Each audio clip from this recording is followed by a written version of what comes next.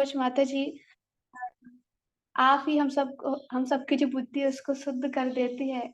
हम लोग वैसे तो ध्यान नहीं देते हैं, जितना होता है सुन ही लेते हैं, लेकिन जब आप हमको प्रेज़ेंटेशन के लिए कहते हैं तो हम ध्यानपूर्वक सुनते भी, उसको तैयार भी करते हैं और उसको फिर भूलते भी नहीं हैं। तो थैंक यू सो मच माता जी, हम सबका इतना ध्यान रखने के लिए, हम सबको भक्ति में आगे बढ़ाने के लिए। Thank you so much. तो आज हम लोग वराह द्वादशी के बारे में चर्चा करेंगे। भगवान वराह के बारे में थोड़ी-सी जो भी कथाएँ हैं, जो भी लीला है, थोड़ा-सा ही उनके बारे में सुनने का प्रयास करेंगे। बोलिए वराह भगवान की जय। हरे कृष्ण, कृष्ण कृष्ण हरे हरे, हरे राम, राम राम हरे हरे। तो भगवत गीता में एक श्लोक आता है, ईश्वरः सर्वभूतानां हृदयेषु अर्जुन तिष्ठति ब्राह्म्यन् सर्वभूतानि माया। तो भगवान अपनी माया के द्वारा मतलब हमारे जो भी कर्म रहते हैं और जो भी हमारी इच्छाएँ रहती हैं, उसके हिसाब से ही भगवान हमको नाना प्रकार तरह-तरह की योनियों में हमको भेज देते हैं, क्योंकि हमारी इच्छाएँ ही वैसी होती हैं। तो जैसी हमारी इच्छा रहती है, उसी प्रकार का हमारा शरीर रहता है और जैसा शरीर रहता है, उसी प्रकार के आचरण में हम रहते हैं और माया के वशीभूत रहते हैं। तीनों प्रकार के जो गुण होते हैं प्रकृति के, उनके द्वारा हम आकर्षित रहते हैं, जब भी हमारा किसी भी योनि में जन्म होता है तो। तो हम लोग वराह भगवान के बारे में बात कर रहे हैं, तो जो वराह भगवान सूकर रूप में अवतार लेते हैं, कोई भी रूप भगवान किसी भी रूप में भगवान अवतरित होते हैं, तो वो प्रकृति के नियमों के द्वारा बाधित नहीं होते हैं, वो प्रकृति के गुणों से परे होते हैं। भगवान अपनी इच्छा से ही यहाँ पर प्रकट होते हैं। तो अ बद्ध जीव रहता है, उनमें एक जो विशेष प्रकार का एक शरीर रहता है। जैसे कि मान लिया सूकर का ही शरीर अगर वो ग्रहण करता है, तो भी वो भौतिक प्रकृति के अधीन रहता है, उसी के अनुसार उसके कर्म रहते हैं। परंतु भगवान कृष्ण जब सूकर के शरीर में अवतरित होते हैं, तो वे साधारण सूकर की तरह नहीं होते हैं। भगवान का वराह अवतार में अवतरित होना उनके विस्तार करने की विशेषता को दर्शाता है। उसकी तुलना एक साधारण सूकर से नहीं की जा सकती। जब हम लोग ये नॉर्मल सूअर देखते हैं, तो वो गंदे पानी में, गंदे नाली में लोटता है और लोट लगाने के बाद आकर के अपने शरीर को एक प्रकार से झटका देता है ना? जितने भी पानी के जो ड्रॉपलेट होती है, जो बूँदें होती हैं, वो आस-पास के माहौल में गिर कर के जब भी इंसानों को स्पर्श करती है, तो इंसानों को अपवित्र कर देती हैं वो। इंसान को दोबारा नहाना होता है, अगर उसने सूअर को टच किया है, उसके पानी उसके ऊपर आया है तो। लेकिन यहाँ पर वराह भगवान जब वराह अवतार धारण करते हैं और जैसे ही संसार में प्रकट होते हैं, तो वो सारे इंसानों को, सारे जीवों को पवित्र कर देते हैं, उनका उद्धार कर देते हैं। तो ये अंतर होता है भगवान में और ये नॉर्मल मनुष्य, नॉर्मल जीवों में। तो 1 मिनट रुकिएगा। हुँ। तो जब मैं कल प्रेज़ेंटेशन तैयार करने का कोशिश कर रही थी, तो एक मुझे वीडियो मिला था, वहाँ पर मैं पहली बार नोट की कि जो वराह अवतार हैं, तो वराह भगवान 2 प्रकार से हैं। एक वराह भगवान का शरीर है श्वेत वराह, एक है नील वराह, है ना? तो श्वेत वराह मतलब सफ़ेद जो रंग है, उस रूप में भगवान अवतरित होते हैं। नील वराह मतलब नीले रूप में भगवान अवतरित होते हैं और इनके दर्शन हम मथुरा में विश्राम घाट पर जाकर के कर सकते हैं। कहा जाता है, जब ये वराह भगवान हिरण्याक्ष का वध करके थक गए थे, तो विश्राम करने के लिए मथुरा के विश्राम घाट पर जाकर के रुके हुए थे, विश्राम कर रहे थे। तो वहाँ के हम दर्शन कर सकते हैं। तो इसको जानने के लिए, इसको समझने के लिए हम लोग सतयुग में चलेंगे। तो जो ब्रह्मा रहते हैं, ब्रह्मा के 1 दिन में 14 मनवंतर रहते हैं। जैसे हमारा 1 दिन में 12 घंटे रहते हैं, तो ब्रह्मा के उन्हीं 12 घंटे में 14 मनवंतर होते हैं। 14 मनु आते हैं और हर एक मनु के राज्य में, उनके शासन में अलग-अलग सप्तऋषि होते हैं, अलग-अलग देवता होते हैं, अलग-अलग उनके ये मनुपुत्र होते हैं। तो जैसे हमारे यहाँ पर सेंट्रल गवर्नमेंट जब चेंज हो जाती है, तो उनका जो भी मंत्रिमंडल रहता है, वो सब कुछ चेंज होता रहता है। कभी प्रधानमंत्री कोई है, तो कभी मुख्यमंत्री कोई है। तो ये जो भी देवता की या फिर जो मनु की जो सब उपाधियाँ होती हैं, अलग-अलग इंसान अपने पुण्य कर्मों के हिसाब से वहाँ पर देवता बनते हैं, तो कभी कुछ नई उपाधि ग्रहण करते हैं। तो जो पहले मनु हैं स्वयंभू मनु, तो स्वयंभू मनु रहते हैं तो ब्रह्मा जी उनको आदेश देते हैं कि आपको प्रजा की उत्पत्ति करनी है तो आपको सृष्टि में जाकर के संतान उत्पत्ति करनी होगी। तो इस आदेश को फॉलो करने के लिए जो स्वयंभू मनु हैं पृथ्वी लोक पर जाते हैं, लेकिन उनको पृथ्वी लोक ही नहीं मिलता, पृथ्वी अपने सही स्थान पर नहीं होती है। तो पृथ्वी को सही स्थान पर ना पा कर के ये स्वयंभू मनु हैं, वापस ब्रह्मा जी के पास जाते हैं और कहते हैं कि मुझे जो भी काम आपने दिया है, तो वहाँ पर पृथ्वी है ही नहीं, मैं कैसे करूँ? तो ब्रह्मा जी फिर ये भगवान से प्रार्थना करते हैं। उस समय पर मतलब क्या कैसे होता है जैसे ये ब्रह्मा जी का जो 12 घंटा होता है और जैसे ब्रह्मा जी की रात्रि होती है, तो उसमें एक आंशिक प्रलय होता है, थोड़े समय के लिए प्रलय होता है, जिसमें जो जनलोक है, तपलोक और महरलोक है, बस इनका प्रलय नहीं होता, बाकी के सारे लोक हैं, उनमें प्रलय आ जाता है ना?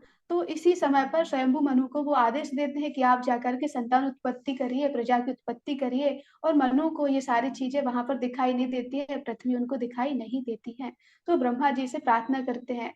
तो ब्रह्मा जी कहते हैं ये तो मेरे अंडर में भी नहीं है, अब तो भगवान से ही प्रार्थना करनी पड़ेगी, भगवान ही हमारी हेल्प करेंगे। तो भगवान से वो प्रार्थना करते हैं, तो उस समय भगवान ये श्वेत वराह के रूप में आते हैं और पृथ्वी को रसातल से लेकर के पुनः स्थापित कर देते हैं। इस प्रकार ये वराह भगवान आते हैं। और एक और जो नील वराह है, तो नील वराह के बारे में जो कथा है वो अलग ही है। उसमें ये हिरण्याक्ष आते हैं। तो कहा जाता है जो धरती है ये भगवान की पत्नी है वसुंधरा, है ना? स्वयं भगवान की ये अर्धांगिनी है। जब ये पृथ्वी रसातल में चली गई थी, तो रसातल में ये कैसे गई थी? ये जो भगवान के ही पार्षद हैं, इनको ये श्राप मिला हुआ था। हिरण्याक्ष और हिरण्यकश्यप के रूप में ये यहाँ पर पृथ्वी पर आए हुए थे। तो इन्होंने बहुत ही उत्पात मचा के रखा था और ब्रह्मा जी की घोर तपस्या हिरण्याक्ष ने की थी। और इतना तप किया कि ब्रह्मा जी प्रसन्न हो गए और प्रसन्न होने के बाद इन्होंने ब्रह्मा जी से वर माँगा कि मैं अजेय हो जाऊँ, मुझे कोई जीत ना पाए और उनको ऐसा ही वरदान मिलता है। तो इस घमंड में आकर के वो पृथ्वी पर बहुत उत्पात मचाते हैं और उनको लगता है जैसे हम लोग गीता में भी पढ़ते हैं कि अगर हम यज्ञ करते हैं तो देवताओं तक ये शक्ति पहुँचती है ना? यज्ञ करते हैं तो देवताओं तक पहुँचती है, देवता प्रसन्न होते हैं, तो फिर वो बारिश करते हैं। तो हिरण्याक्ष को लग रहा था कि ये मनुष्य है, मनुष्य ही यज्ञ करते हैं और यज्ञ करने के बाद जो शक्ति है देवताओं को पहुँच जाती है, फिर हम देवताओं के साथ युद्ध नहीं कर पाते हैं। है ना? तो कह रहे थे कि अगर मैं पृथ्वी ही नहीं रहने दूँगा, तो ये मनुष्य यज्ञ कैसे करेंगे? जब यज्ञ ही नहीं करेंगे तो देवता दुर्बल हो जाएँगे। दुर्बल हो जाएँगे तो हम आसानी से इनको परास्त कर देंगे। तो इसी मंतव्य के साथ में वो हिरण्याक्ष है, पृथ्वी को रसातल में जाकर के छुपा देता है। और रसातल में छुपा देता है। बाद में फिर जो जो पृथ्वी देवी हैं, बड़ी ही दुखी होती हैं। तो उनका उद्धार करने के लिए साक्षात कृष्ण भगवान साक्षात यज्ञ स्वरूप जो हैं, यज्ञपति सूकर रूप में प्रकट होते हैं। हुँ। एक हम लोग विचार कर सकते हैं कि जो साक्षात श्याम सुंदर है ना? वो अखिल ब्रह्मांडों के नायक हैं, वेद जिनको नेति-नेति कहकर जिनकी स्तुति करते हैं, जो सर्वाति सुंदर हैं, सबसे ज़्यादा सुंदर और मनमोहक है, उनकी सुंदरता की कोई सीमा नहीं है, कोई तुलना उनकी नहीं है, ऐसे भगवान शूकर बन गए। हम लोग देखते हैं जैसे ही हमसे कोई कहे कि रोल करना है तो कृष्ण बन जा, तो कृष्ण कोई आसानी से बन जाएगा, एक्साइटमेंट में बन जाएगा, राम भी बन जाएगा कोई भी। लेकिन उसको कहे कि सूकर बनना है तो सूकर बन मतलब सूकर शब्द से ही वो कहेगा हमें नहीं बनना है, ना कोई रेडी नहीं होता। तो भगवान साक्षात श्याम सुंदर ही यहाँ पर सूकर रूप में ये अवतरित हो जाते हैं।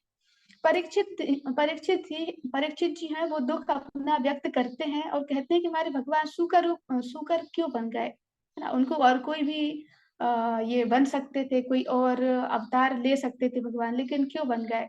तब सुखदेव जी कहते हैं कि जो ये सूकर रूप है, ये भगवान की एक प्रकार से करुणा ही है।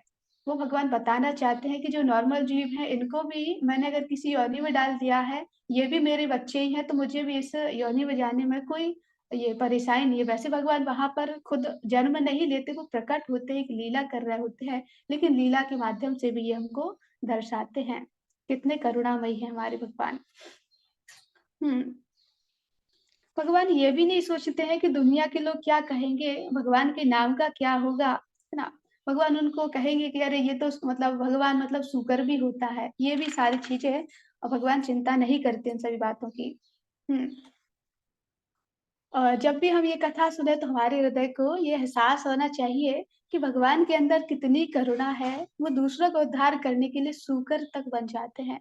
तो उनकी जो कथा है, उसके बारे में हम लोग अब स्टार्ट करते हैं। जब ये ब्रह्मा जी हैं ब्रह्मा जी गर्भोदक्षाय विष्णु की नाभि से ही उत्पन्न होते हैं, प्रकट होते हैं। तो वो क्या करते हैं 100 वर्षों तक ये तपस्या ही करते रहते हैं। और तपस्या के बाद इनको भगवान क्या करते हैं, इनके ज्ञान में इनके हृदय में सारा का सारा जो ज्ञान है, सृष्टि का ज्ञान इनके हृदय में प्रकट कर देते हैं। और भगवान आज्ञा देते हैं कि अब आप क्या करिए, प्रजा की उत्पत्ति करिए। तो ब्रह्मा जी इस आज्ञा का पालन करते हैं। तो ब्रह्मा जी सबसे पहले तो ब्रह्मा जी सबसे पहले अपने शरीर से 10 पुत्रों को उत्पन्न करते हैं और 10 पुत्रों को आज्ञा देते हैं कि आप विवाह करके प्रजा की उत्पत्ति करें। तो जो 10 पुत्र रहते हैं, वो कहते हैं अमृत छाड़ी विष माँगे, है ना? अमृत छोड़ कर के हम विष को माँगे या विष के लिए हम ये लालायित रहें, उसके लिए प्रयास करें, उसके लिए मेहनत करें, ये तो मूर्खों का ही काम होता है। हम इतने मूर्ख नहीं हैं। हम भजन ही करना चाहते इसलिए हम विवाह नहीं करेंगे।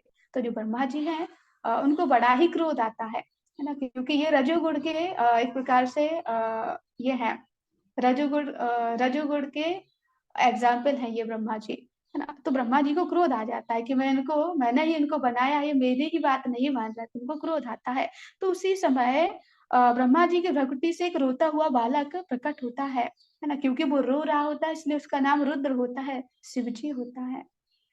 तो ब्रह्मा जी ने सोचा भगवान की आज्ञा का पालन करना है, ये प्रजा की उत्पत्ति करना है। तो फिर ब्रह्मा जी अपने दाएँ अंग से मनु और बाएँ अंग से शतरूपा इन दोनों को ही उत्पन्न करते हैं, इनको जन्म देते हैं और उनको आज्ञा देते हैं कि जाओ पृथ्वी पर और मैथुनी सृष्टि का प्रारंभ करो, है ना? जिसमें स्त्री और पुरुष दोनों की ही आवश्यकता होती है। तो इससे पहले ये मैथुनी सृष्टि नहीं होती थी। तो मानव समाज अ तो जो मानव समाज है उसको प्रारंभ करने की जो आज्ञा है मनु और शतरूपा को ब्रह्मा जी देते हैं। जब वो पृथ्वी लोक पर जाते हैं तो देखते हैं कि पृथ्वी अपने यथावत स्थान पर नहीं है ना? तो पृथ्वी जब अपने स्थान पर नहीं होती है तो ये लोग फिर से ब्रह्मा जी के पास जाते हैं और ये जो बात चल रही है, ये छठवें मन्वंतर मतलब चाक्षुष मन्वंतर की चल रही है ना? तो जैसे ब्रह्मा जी के दिन में ये 14 मनु रहते हैं, तो उसमें जो छठवां मनु रहता है, उसमें ये वराह भगवान प्रकट होते हैं। तो ये चाक्षुष मनु रहते हैं। तो ये लोग जाते हैं पृथ्वी पर, पृथ्वी को नहीं देखते अपने स्थान पर, तो फिर से ये ब्रह्मा जी के पास जाते हैं और निवेदन करते हैं कि हम तो वहाँ पर गए थे आपकी आज्ञा का पालन करने के लिए, लेकिन हमको पृथ्वी वहाँ पर दिखी ही नहीं। हम मतलब इस लोक पर फिर कैसे जाएँ, कैसे अपनी संतानों को उत्पन्न करें, कैसे सृष्टि का मतलब कैसे संतानों की उत्पत्ति करें। तो ब्रह्मा जी को फिर चिंता होती है, ब्रह्मा जी चिंता करने लगते हैं क्योंकि जो दिति के 2 पुत्र रहते हैं, हिरण्याक्ष और हिरण्यकश्यप। तो इन्होंने क्या होता है ये सोचा रहता है कि जो देवताओं से हम युद्ध करते हैं, तो देवता बहुत बलशाली होते हैं क्योंकि इनको जो यज्ञ है, इनको जो शक्ति है यज्ञ से मिलती है और यज्ञ मनुष्य करते हैं और मनुओं को ये दोनों मनु ही मतलब ये मनु और शतरूपा ये ही इन सृष्टि का पालन-पोषण करते हैं। मतलब सृष्टि का ये संतानों की उत्पत्ति करते हैं सॉरी, सृष्टि की जो उत्पत्ति ये तुम्हारे प्रभु करते हैं। है ना? तो फिर ये यज्ञ की जो प्रथा है उसको ही नष्ट करना चाहते हैं इसलिए पृथ्वी को ही वो छुपा देते हैं, कहते हैं ना रहेगा बाँस, ना बजेगी बाँसुरी। हुँ, तो फिर वो पृथ्वी को रसातल में जाकर के छुपा देते हैं। हुँ, और यह सुनकर के ब्रह्मा जी चिंता करने लगते हैं कि आखिर ये हुआ क्या? कहाँ गई हमारी पृथ्वी? जब कोई भक्त के जीवन में चिंता होती है तो भगवान उस चिंता का तो वो क्या करते हैं जब भी चिंता होती है तो भगवान का वो चिंतन करते हैं, भगवान का आश्रय लेते हैं, है ना? और ब्रह्मा जी भी फिर देवताओं के साथ में श्री भगवान का चिंतन करने लगते हैं। तो हम भी भगवान का ही जब भी हमारे जीवन में ये कष्ट हो या फिर कष्ट ना भी हो, नॉर्मल स्थिति में भी हम रहें तब भी हम भगवान का चिंतन करें। क्योंकि जब भगवान कष्ट की स्थिति में अगर हम चिंतन करते हैं तब हमारी चिंताओं से मुक्त कर देते हैं। तो अगर हम नॉर्मल स्थिति में भगवान का चिंतन करेंगे तो जो इधर के जो कष्ट है, जो कहे-सुने कष्ट हैं, जो मानसिक कष्ट रहते हैं, ऐसे कष्ट हमारे जीवन में आएँगे ही नहीं। हम इन सबको इग्नोर भी कर सकते हैं और जो जैसे भगवान कहते हैं, "मात्र स्पर्शास्तु कौन्तेय शीतोष्ण सुख दुःखदा आगमपायनो नित्यास्तांत तितिक्षस्व भारता।" तो हम इन सबको आसानी से सहन कर सकते हैं अगर हम भगवान की शरण में हैं तो, है ना? तो नॉर्मल कंडीशन में भी हर एक स्थिति में भगवान का चिंतन करना चाहिए। ये ज़रूरी नहीं है कि कोई चिंता ही हो तभी प्रभु का हम चिंतन करें। तो यहाँ पर ये वराह भगवान का अवतार होता है। तो हरे कृष्णा, कृष्ण कृष्ण हरे हरे, हरे राम, राम राम हरे हरे। तो जो संसार में जब भी कोई भक्त है भगवान को पुकारता है, तो भगवान वहाँ पर आते हैं। जैसे कि ये प्रहलाद महाराज जब भगवान को पुकारते हैं, तो भगवान नरसिंह रूप में आते हैं और जब ध्रुव महाराज प्रभु को पुकारते हैं, तो भगवान नारायण रूप में आते हैं। और उसी प्रकार जब ये गजेंद्र है प्रभु के लिए विनती करता है, उनसे रक्षा के लिए ये भीख माँगता है, उनसे उनकी शरण ग्रहण करता है, तो भगवान यहाँ पर हरि रूप में प्रकट होते हैं। तो उसी प्रकार जो ब्रह्मा जी हैं, भगवान से प्रार्थना कर रहे होते हैं, तो उसी समय ये ब्रह्मा जी हैं, इनको छींक आती है। तो इनकी नाक से एक अंगुष्ठ के आकार का एक रूप उत्पन्न होता है, एक छिद्र के समान होता है। तो जो छिद्र होता है सॉरी वो धीरे-धीरे करके बड़ा होता है और फिर धीरे-धीरे करके एक वराह शिशु के रूप में बदल जाता है और फिर वो सूकर पुत्र के रूप में बदल जाता है। धीरे-धीरे करके ये हाथी के समान बड़ा होता है और धीरे-धीरे करके पर्वत के समान विशालकाय बन जाता है और फिर बाद में ये वराह जो बन जाते हैं, वराह रूप में भगवान अवतरित होकर के आकाश है, उसको छूने लगते हैं। ब्रह्म समेत जो भी सभी देवता हैं, फिर वो समझ जाते हैं कि ये कोई आम वराह नहीं है, साक्षात हमारे श्याम सुंदर है, ये हमारे भगवान हैं, है ना? तो भगवान की फिर वो स्तुति करने लगते हैं। कहा जाता है पुरुष सूक्त के नामक जो स्तुति होती है, उसका पाठ समस्त देवता करने लगते हैं। अनेकों श्लोकों द्वारा भगवान को रिझाने लगते हैं, उनकी स्तुति करने लगते हैं। हरे कृष्णा, कृष्ण कृष्ण हरे हरे, हरे राम, राम राम हरे हरे। अब भगवान ने दिव्य वराह का रूप धारण कर लिया और हमारे प्रभु का मस्तक अब आकाश को छू रहा है। भगवान वराह हैं, उनके शरीर के जो बाल हैं चंद्रमा की तरह चमक रहे होते हैं और भगवान के जो दाँत हैं वो चंद्रमा के ही समान होते हैं, जैसे साक्षात चंद्रमा ही हो। इतने सुंदर भगवान के दाँत होते हैं। हम तो चंद्रमा को सुंदर कहते हैं लेकिन ऐसे अनंत और करोड़ों चंद्रमा प्रभु की सुंदरता को देख कर के लजा जाते हैं। प्रभु की जो आँखें हैं, वो करोड़ों-करोड़ सूर्य के जो प्रकाश होता है, तो प्रकाश पुंज के समान भगवान की जो आँखें होती हैं, वो चमक रही होती है। इस समय भगवान का शरीर कठोर और उनकी जो चमड़ी है, उसके बाल बहुत कड़क होते हैं। सफ़ेद दाँत भगवान के होते हैं, वज्रमयी पर्वत के समान भगवान का शरीर हो जाता है। अपनी जो पत्नी है वसुंधरा मतलब पृथ्वी मैया, उसका उद्धार करने के लिए वराह भगवान प्रकट होते हैं और रसातल में समुद्र में जाकर के छलांग लगाते हैं। तो हम लोग जैसे कुछ भी चीज़ पानी में फेंकते हैं तो थोड़ी-सी जो पानी है उचट करके बाहर ऊपर आता है। लेकिन जिस समय ये वराह भगवान पृथ्वी में छलांग इसमें रसातल में समुद्र में छलांग लगा रहे होते हैं, तो पूरा जो समुद्र है 2 भागों में बँट जाता है, समुद्र फट जाता है बीच में से, जब भगवान वहाँ पर जाते हैं तो। और जो समुद्र का जल है ऐसा नहीं है कि थोड़े बहुत जो छिटके हैं, छींटे हैं, इधर-उधर आए हैं। जो उसका जल है वो आकाश को छू जाता है। इतना भयंकर जो जल में एक प्रकार से प्रलय टाइप का आ जाता है जब भगवान वहाँ पर प्रवेश करते हैं। तो भगवान जाते हैं सर्वप्रथम अपनी जो पत्नी है वसुंधरा अपनी पृथ्वी मैया को वो दाँत पर रख कर के बाहर निकालते हैं और बाहर निकाल कर के फिर से पुनः स्थापित कर देते हैं। ये सारा दृश्य है, ये हिरण्याक्ष अपनी आँखों से देख रहा होता है और उसको जैसे ही पता चलता है तो फिर वो वहाँ पर आ जाता है और और कहा जाता है कि जब ये हिरण्याक्ष ब्रह्मा जी से वरदान ले लेता है, अपनी शक्ति से उन्मत्त होकर के सभी लोगों को कष्ट देने लगता है, पृथ्वी को तीनों लोगों को एक ये पृथ्वी है उस पर ये खुद राज्य करता है। और फिर सोचता है कि अब मैं जाकर के समुद्र को भी जीत लूँगा, तो समुद्र में जाकर के वरुण देवता को भी परेशान करता है, उनको युद्ध की चुनौती देता है। तो वरुण देवता हैं, वो कहते हैं कि मैं तो देखो वृद्ध हो चुका हूँ, मैं तुमसे युद्ध नहीं कर सकता, तुम ही जीत जाओगे। इससे बेटर है कि तुम विष्णु से युद्ध करो। तो वो पूछते हैं कि विष्णु कहाँ है? क्या मतलब हम उनको कैसे पहचानेंगे कि कैसा मतलब ये विष्णु ही है, इनसे ही मुझे युद्ध करना। तो भगवान का एड्रेस उनको देते हैं और कहते हैं कि अभी ये पृथ्वी को लिए ये रसातल से बाहर आ रहे हैं। तो इसी चीज़ के लिए हिरण्याक्ष भगवान को देख रहा होता है और देख करके वो समझ जाता है कि यही विष्णु है और इनसे ही हमको युद्ध करना है। तो हिरण्याक्ष है अपने हाथ में गदा लेकर के भगवान के पीछे जाता है, तो भगवान भी अपने हाथ में गदा धारण करते हैं। दोनों एक-दूसरे के ऊपर टूट पड़ते हैं। एक-दूसरे के ऊपर गदा का फिर वो प्रहार करते हैं। हिरण्याक्ष भी मतलब ये कम नहीं होता। ऐसा नहीं है कि आम राक्षस है, थोड़ा बहुत ही राक्षस है, ऐसा नहीं है। ये भगवान के ही पार्षद हैं, तो इनके पास भी बहुत ज़्यादा शक्ति होती है। तो अपनी पूरी शक्ति से भगवान पर प्रहार करते हैं। इस प्रहार से भगवान के हाथ का जो गदा है वो छूट करके नीचे गिर जाता है। तो ये पहली बार होता है कि भगवान के हाथ से उनका गदा गिर गया है। हुँ। तो भगवान भी इस चीज़ की प्रशंसा करते हैं, उनकी प्रशंसा करते हैं कि क्या पराक्रम है, तुम युद्ध के नियमों का पालन कर रहे हो।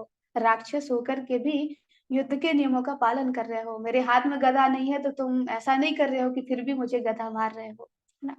लेकिन ये जो मूर्ख है ये हिरण्याक्ष ये समझ नहीं पाता है, ये तो भगवान की ही लीला है, अद्भुत लीला है भगवान की। तो भयंकर युद्ध बीच में छिड़ा होता है, आकाश से वो गरजने लगता है। हिमाचल की तलहटी में जो महात्मा ये ध्यान कर रहे होते हैं, उनका ध्यान भंग हो जाता है, इतना भयंकर घनघोर युद्ध चल रहा होता है। हुँ, तो अप्सरा जो रहती हैं वो नृत्य कर रही होती हैं, तो उनके नृत्य डिस्टर्ब हो जाते हैं, वो नाच नहीं पाती हैं, ना तीनों लोगों में हाहाकार मच जाता है जब जो भगवान हैं युद्ध कर रहे होते हैं। तो पृथ्वी का उद्धार करने के लिए ऋषि मुनि की जो बुझी हुई अग्नि रहती है, मतलब वो जो ऋषि-मुनि यज्ञ नहीं कर पाते हैं, देवताओं को आहुति नहीं दे पाते हैं और पृथ्वी रसातल में चली गई होती है, तो उनकी अग्नि है ऑटोमेटिकली बुझ जाती है। तो जो ऋषि-मुनि की जो बुझी हुई अग्नि है, उसको पुनः प्रज्वलित करने के लिए और और सभी जीवों का उद्धार करने के लिए जो देश में जो गाय वगैरह कट रही होती हैं, गाय का कोई उस समय पर रक्षण नहीं कर रहा होता, तो उन गौ माता की रक्षा करने के लिए ये भगवान क्या करते हैं और जो धर्म है उसकी पुनः स्थापना करने के लिए जो भगवान है वो हिरण्याक्ष से युद्ध कर रहे होते हैं, है ना?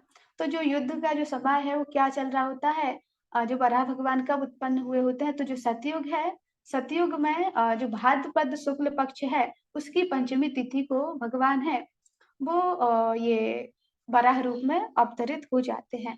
तो उस समय पर जो युद्ध चल रहा होता है, तो युद्ध में जब ये हिरण्याक्ष जीत नहीं पाता है, तो फिर युद्ध के नियमों का वो उल्लंघन कर देता है, जैसा कि भगवान पहले उसकी प्रशंसा कर रहे होते हैं, कि तुम राक्षस होते हुए भी युद्ध तरीके से कर रहे हो, नियमों के आधार पर ही कर रहे होते हो। लेकिन अब वो हिरण्याक्ष जीत नहीं पा रहा होता है, तो फिर वो सारे नियमों को तोड़ देता है और अपनी आसुरी जो माया है, उसको फैला देता है।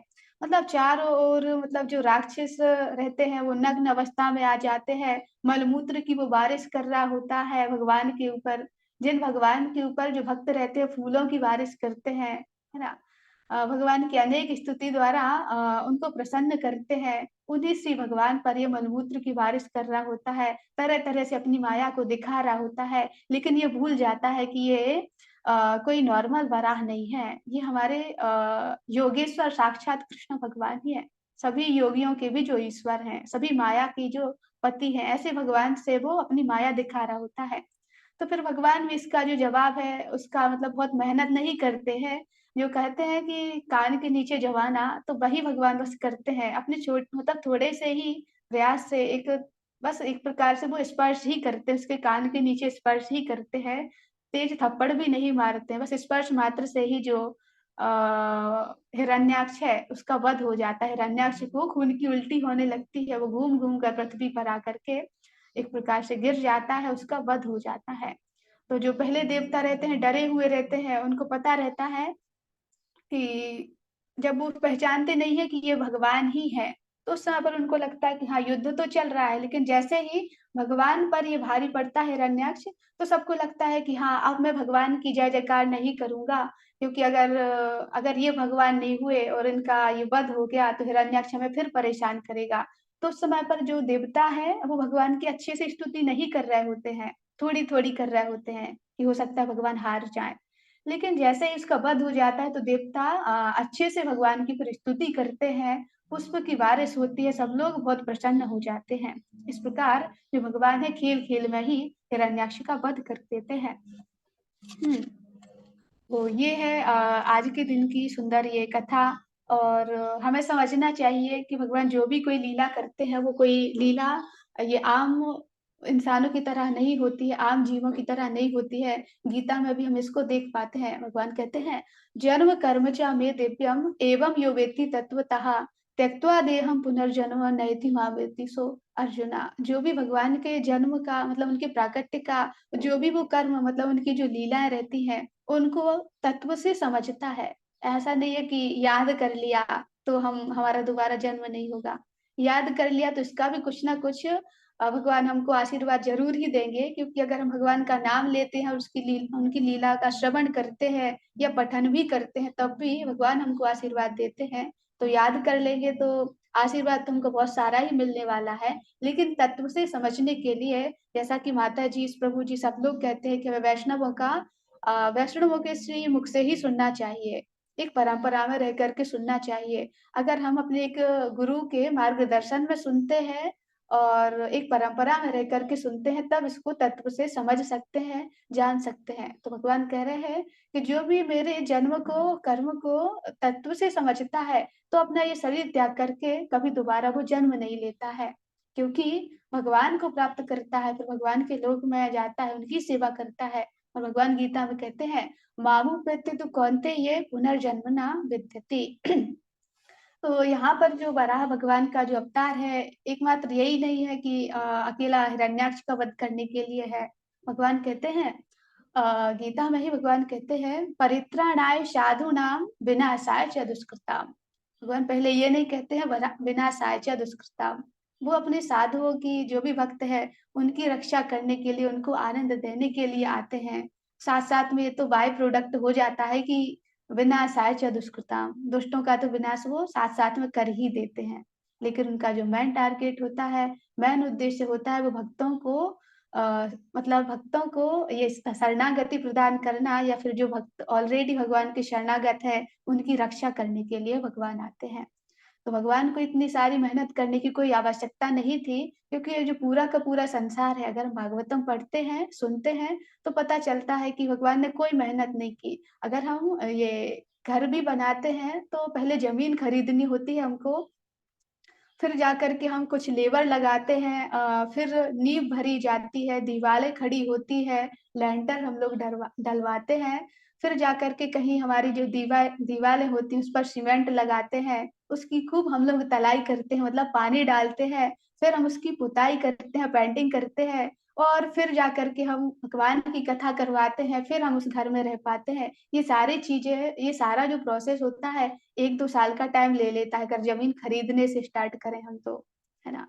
या फिर कहें तो ज्या ज्या कम से कम समय है 10-15 दिन का तो लग ही जाएगा। लेकिन भगवान को 10-15 दिन तो छोड़ो, 10-15 सेकंड भी नहीं लगते हैं। भगवान अपनी अंतरंगा शक्ति के द्वारा संपूर्ण सृष्टि का एक प्रकार से सृजन ही कर देते हैं, है ना? तो जब पूरी सृष्टि भगवान के अंडर में है, तो जो राक्षस वगैरह हैं, ये तो भगवान को समाप्त करने में इनको टाइम नहीं लगेगा, ना ही इनको अवतार लेने की आवश्यकता है।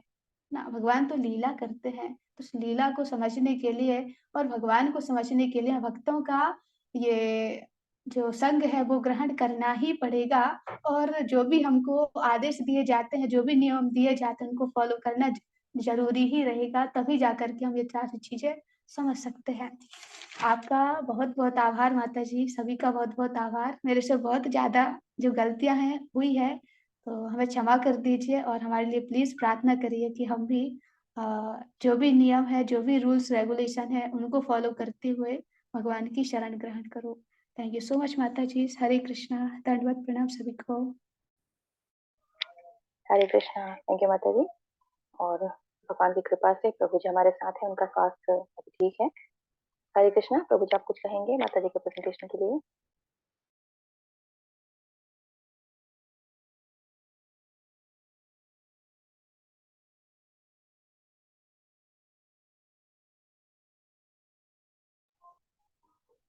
हरे कृष्णा। प्रभु जी आप अवेलेबल हैं? ठीक है, प्रभु जी का समय भी हो गया। थोड़ा थोड़ा होगा। हरे कृष्णा। कथा बहुत ही मधुर भगवान के भक्तों द्वारा जब गाई जाती है तो मैं थोड़ा लेट ज्वाइन हुआ परंतु जो भी श्रवण किया बहुत ही सुंदर प्रस्तुति। हरे कृष्ण। हरे कृष्णा। थैंक यू प्रभु जी। और जैसे माता जी ने बहुत सारी बातें आज प्रेजेंटेशन में कही, बहुत सारी शिक्षाएं, तो सबसे पहले तो यही है कि भक्तों के अलावा यदि कोई व्यक्ति बाहर का देखता है, वो बोलता है कि अरे तुम्हारे भगवान तो वरा भी है, सुअर भी तुम्हारे भगवान है, कुत्ता भी तुम्हारा भगवान है। तो वास्तव में ये जीव की गलती तो है ही, क्योंकि हमारी इंद्रियां पूर्ण है, दोषित है, और कई प्रकार के दोष हमें पाए जाते हैं। तो 4 प्रकार के जो जीवों के दोष होते हैं उसमें बहुत सारी कमियां हैं। एक है त्रुटि निकालना, दूसरा है धोखा देने की प्रवृत्ति, तीसरा है भ्रमित हो जाना, और चौथा है हमेशा कमियां ही ढूंढते रहना किसी में। तो जब 4 प्रकार के दोष हमें पहले से ही है तो हम सब में ही दोष देखते हैं, तो भगवान को हम कैसे छोड़ देंगे। और दूसरी बात ये है कि जैसे एकमात्र पूर्ण भगवान है, तो भगवान से जो पूर्ण निकला है वो भी पूर्ण ही है। तो ये उनके पार्षद हैं, उनके पार्षदों में ही इतनी क्षमता हो सकती है कि भगवान के सामने युद्ध करें। तो ये वास्तव में भगवान की एक लीला है। और जैसे माता जी ने बताया कि युद्ध करते समय भगवान का जो अस्त्र है वो गिर जाता है, तो गिर जाता है इसका मतलब ये नहीं है कि भगवान कमजोर हैं या भगवान एक शत्रु से, एक राक्षस से हार जाते हैं, हारने वाले हैं। जबकि यहाँ पे मैंने सुना था श्री लाल गोविंदास प्रभु जी के मुख से बताते हैं कि यदि हम किसी की रक्षा करने के लिए निकले हैं, विशेषकर जब बात पत्नी की होती है, तो ऐसा नहीं है कि तुम रुको मैं अभी घर से अस्त्र लेके आता हूँ, शस्त्र लेके आता हूँ। यदि अस्त्र शस्त्र गिर गया है तो आप जिस भी कंडीशन में है, जैसे भी है वैसे उस कंडीशन में रक्षा करें। निहत्ते हैं तो वैसे ही टूट पड़े। तो ये भाव हमारी होना चाहिए यदि हम रक्षक की कंडीशन में है तो ये भाव यहाँ पे भगवान प्रदर्शित करते हैं। और जैसे माता जी ने बताया कितनी आसानी से भगवान मार देते, तो ये तो प्रूफ ही है कि भगवान को कोई भय नहीं था, कोई डर नहीं था। और भगवान बिल्कुल भी विचलित नहीं हुए थे उस पावर को देखकर। सामने एक राक्षस के होते हुए भगवान वराह के रूप में भी होने के बाद भी बहुत आसानी से मार देते। तो बहुत सुंदर प्रेजेंटेशन माता जी, बहुत सारी शिक्षाओं के साथ में आपने अलग अलग श्लोकों को कोट किया है। बहुत बहुत धन्यवाद। शिपाल प्रभु जी आप अनम्यूट कर लीजिएगा। हरे कृष्णा। डोन प्रणाम प्रभु जी। हरे कृष्णा आप सभी को डोन प्रणाम। थैंक यू माता जी। और बहुत ही सुंदर प्रेजेंटेशन, जैसे प्रभु जी ने भी कहा कि बड़े ही क्योंकि माता जी की जो वॉइस भी बहुत अच्छी है और जिस लाइन में माता जी प्रेजेंटेशन देते हैं वो बहुत ही सुंदर है। और बहुत सारे पास टाइम को कवर किया। और केवल जैसे हम जानते हैं कि वराह अवतार के बारे में जैसे हम ज्यादातर परंपरा में सुनते हैं तो सब चीजें हमें पता होती है। बाहर तो इतना ज्यादा नहीं वराह अवतार के बारे में इतना और सब चीजें इतनी ऑथेंटिक नहीं है। पर यहाँ पर जैसे छठवें मन मंत्र की बात बताई और फिर उसमें उसके पहले कोई मैथुनी प्रकृति नहीं थी, और वहीं से प्रारंभ हुई। तो ये भी एक नया पॉइंट यहाँ मुझे भी क्योंकि मैंने भी इससे पहले नहीं सुना था कभी कि इससे पहले क्या था। तो मतलब इतना कभी ध्यान नहीं गया मेरा। ऐसे बहुत सारे पॉइंट यहाँ पर ऐसे आए हैं। और भगवान किस प्रकार से कृपा करते हैं, जैसे आपने भी कहा कि भगवान तो लीला करने के लिए आते हैं, उनके पार्षद उनके साथ में आते हैं, तो उनके पार्षद हैं इसीलिए वो भी भगवान के समक्ष युद्ध के लिए लीला में सहयोगी रहे भगवान के लिए कि किस प्रकार से। तो अलग अलग रसों का आस्वादन अलग अलग अवतारों में हुआ। तो इस प्रकार हम देखते हैं कि भगवान किस प्रकार से मनुष्य और प्रकृति और इस पृथ्वी से कितना प्रेम करते हैं। हरे कृष्णा। प्रणाम। Thank you. Hare Krishna. Thank you प्रभु जी। अनीता माता जी अनम्यूट कर लीजिए। हरे कृष्णा सभी विष्णु मेरा दंडवत प्रणाम। बहुत ही सुंदर प्रेजेंटेशन दिया माता जी ने और बहुत ही क्लियर वॉइस माता जी ने बहुत अच्छा बताया सब। के वराह देव का जो अवतरण हुआ और उनका जो इतनी सुंदर उनका वर्णन करा, उनकी सुंदर आंखें, उनके बालों को चंद्रमा के समान बताना, और फिर कुछ जैसे साक्षात इतना सुंदर वर्णन हमारे सामने आ रहा था वराह देवता का। और जैसे बताया कि उनके पार्षद ही उनके साथ में युद्ध कर सकते हैं। तो इतनी आसानी से भगवान ने राक्षस का जो नाश करा, तो वो बहुत अच्छा लगा। और माता जी ने सबसे बड़ी चीज के बीच बीच में जो भगवान की भी सुंदरता का वर्णन करा और भगवान के बारे में इतनी अच्छी स्तुति सब बताया, तो बहुत अच्छा लगा वो माता जी का प्रेजेंटेशन। माता जी हरे कृष्ण। हरे कृष्णा। थैंक यू माता जी। हेमलता माता जी अनम्यूट कर लीजिएगा। हरे कृष्णा माता जी, दंडवत प्रणाम। थैंक यू माता जी, आपने बहुत ही अच्छा प्रेजेंटेशन दिया और आपके आवाज इतने स्वीट लगते हैं, आप जो बोलती हैं तो बहुत अच्छा लगता है। तो आज आपने जो बताया कि भगवान का कोई भी अवतार हो, चाहे वो शुक्र अवतार हो चाहे कोई भी अवतार हो, बहुत ही दिव्य होता है, वो नॉर्मल जीवों की तरह नहीं होता है। तो बहुत ये पॉइंट मुझे बहुत अच्छा लगा। और ये जो आपने बताया कि कैसे देवता इतने हिरणाक्ष से भयभीत थे कि जब युद्ध चल रहा था तो उनको ये भी डाउट था कि कहीं भगवान हार गए तो फिर हमारे ऊपर अत्याचार न करे, तो वो मतलब भगवान का ग्लोरिफिकेशन करने में भी डर रहे थे। तो मुझे ये सुन के पहली बार पता चला कि देवताओं को भी डाउट था, भगवान के साथ युद्ध हो रहा था फिर भी डाउट था। तो बहुत अच्छा लगा माता जी। हरे कृष्णा। थैंक यू माता जी। हरे कृष्णा। थैंक यू माता जी। अन्य कोई डिवोटी शेयर करना चाहते हैं? हरे कृष्णा। प्रभु जी माता जी प्रणाम, सभी भक्तों को प्रणाम। थैंक यू माता जी, हरि बोल आपके लिए। बहुत सुंदर आपने तैयारी मतलब इतनी मेहनत से करके इतनी डिटेल में ये प्रेजेंटेशन यहाँ पर दिया है। और मुझे भी पहली बार पता चला आपके प्रेजेंटेशन से कि मतलब आपने बताया कि जो बड़ा भगवान है वो दो अवतारों मतलब दो उसमें है, एक श्वेत बरा और एक नील बरा, आपने जो बताया। और एक बात ये पॉइंट बहुत अच्छा लगा माता जी के जो भगवान है और वो जितने भी जीव योनि है यहाँ पर 84 लाख, सब में भगवान का ही अंश है। भगवान फिर जब बड़ा अवतार की मतलब जब आवश्यकता हुई तो भगवान बरा के रूप में भी आते हैं। तो कहने को आपने जैसे कि बताया था कि कोई भी राम और कृष्ण बनने को तो जल्दी से रेडी हो जाएगा, परंतु इस अवतार की बात कर रहे हैं तो कोई नहीं होगा, मतलब वो उस चीज को समझ ही नहीं रहा है। भगवान का जो बड़ा अवतार है वो कितना दिव्य सुंदर है, वो आपने उसका भी इतना सुंदर वर्णन किया कि भगवान जब बड़ा अवतार के रूप में आते हैं और अपनी मतलब जो हिरण्यकश्यप से युद्ध करके अपनी जो वसुंधरा है जो उसको बचा के लेके जाते हैं। तो मतलब इतना भगवान का नाम बस उसमें आ रहा है कि ये बड़ा है, और परंतु उसका रूप बहुत सुंदर है और भगवान तो दिव्य है, कहते भी हैं कि भगवान रब जन्म और कर्म दोनों ही उनका दिव्य है। तो बहुत सुंदर प्रेजेंटेशन माता जी। हरे कृष्णा। हरि बोल। हरे कृष्णा। थैंक यू माता जी। तो कथा का सार यही है कि भगवान को कभी भी हम अपनी भौतिक दृष्टियों से, भौतिक इंद्रियों से समझने का प्रयास ना करें। भागवतम गुरु के माध्यम से ही, वेदों के माध्यम से, गुरु के माध्यम से ही हम भगवान को समझ सकते हैं। वही हमारा मार्ग है जो प्रशस्त कर सकते हैं। और दूसरी बात ये कि जैसे कि कल 12 द्वादशी है और हमको एकादशी का व्रत आज करके कल सुबह थोड़ा पारण करके फिर दोपहर तक यदि व्रत रखेंगे तो कल द्वादशी का व्रत भी कंप्लीट माना जाता है। तो इस तरीके से रखते हैं। कितना अच्छा लग रहा है कि हमने एक दिन पहले ही आज प्रेजेंटेशन सुना और कल हम अच्छे से द्वादशी का पालन कर पाएंगे। तो बहुत बहुत धन्यवाद अंकिता माता जी को। माता जी कुछ कहना चाहते हैं? यस माता जी, और मेरे एक छोटा सा एक पॉइंट था वो रह गया था, मैं इसको बस 2 मिनट में इसको कवर करती हूँ। तो जयदेव गोस्वामी जी हैं, जब वो दशावतार का ये स्त्रोत है उसकी रचना कर रहे होते हैं तो वो वराह अवतार की भी रचना करते हैं। तो वराह अवतार के बारे में वो कहते हैं, वसति दसन शिखेर धरणी तब लगना, ससनी कलंक कलेब निमग्ना, केशव धृता सुकर रूपा, जय जगदीश हरे।